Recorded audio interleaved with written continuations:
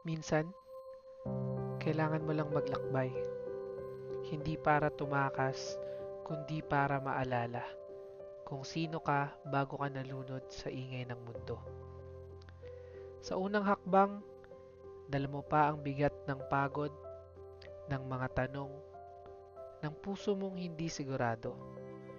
Pero habang umaandar ang sasakyan, habang unti-unting nawawala sa tanaw ang dating pamilyar, nalaman mo muli kung paano huminga. Natuto kang tumingin hindi lang sa destinasyon, kundi sa bawat tanawin na dinadaanan mo. Sa mga bundok na tila may kwento, sa mga lihim ng dagat, sa hanging dumarampi sa mukha mo na parang isang paalalang buhay ka. Nakasalubong ko siya sa isang lugar na tahimik, malayo sa ingay ng syudad, pero sa katahimikang yun, doon ako tunay na kinilabutan.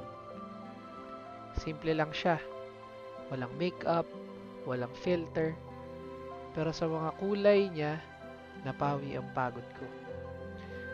Sa ilalim ng araw, nagkwentuhan kami. At sa buhos ng ulan, tumawa ako mag-isa.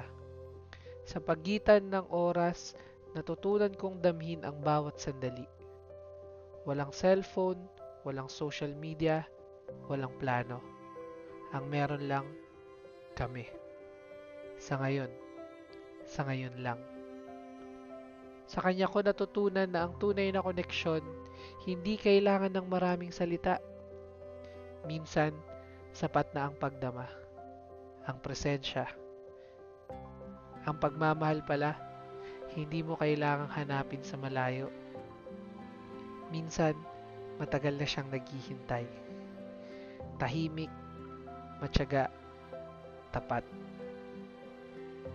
Gusto ko sana siyang ilihim sa inyo, pero ang totoo, ang kausap ko, ang minahal ko, ang niyakap kong muli, ay ang kalikasan.